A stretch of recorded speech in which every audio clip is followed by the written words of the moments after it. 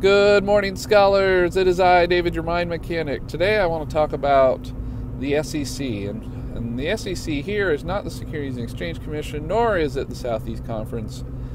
It is stressors, expectations, and control.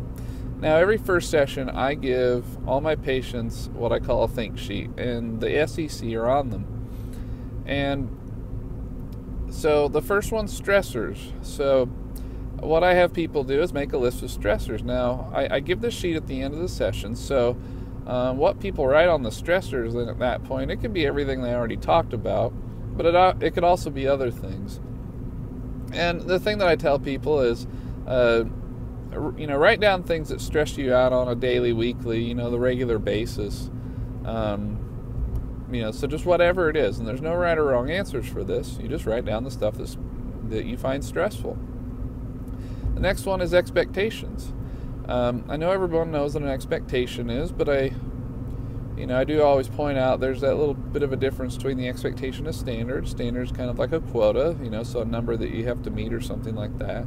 An expectation, though, and I know everyone knows what that is, again, but the funny thing about expectations is they're kind of under the surface.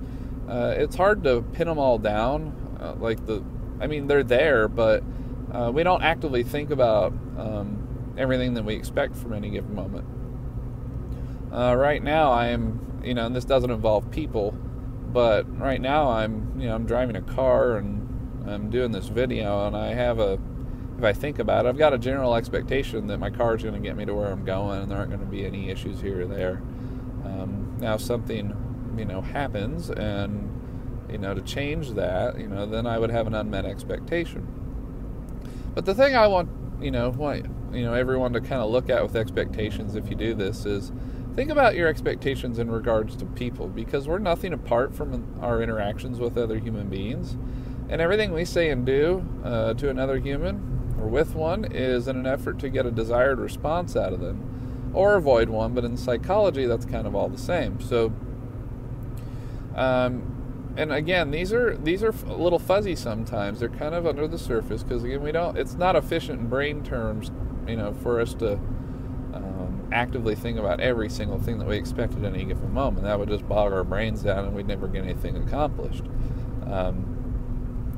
But again, think about those expectations in regards to people and your interactions with them. And the people I'm mainly referring to, and there's no right or wrong answers, but the ones that I'm really referring to are like your friends, family, coworkers, the people that you interact with on a daily, weekly, regular basis.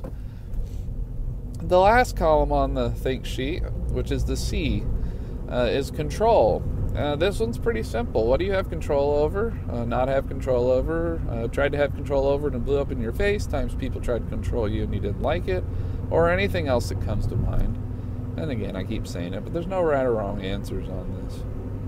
Now, you might be wondering why I'm talking about this and why I'm suggesting that you give this a go. Well, if you're trying to improve anything in your life, if you're trying to change a behavior, if you've got some mental health symptoms that you're working on, this is all a good starting point. And one of the reasons that I give this to, or the main reason I suppose that I give this to patients is,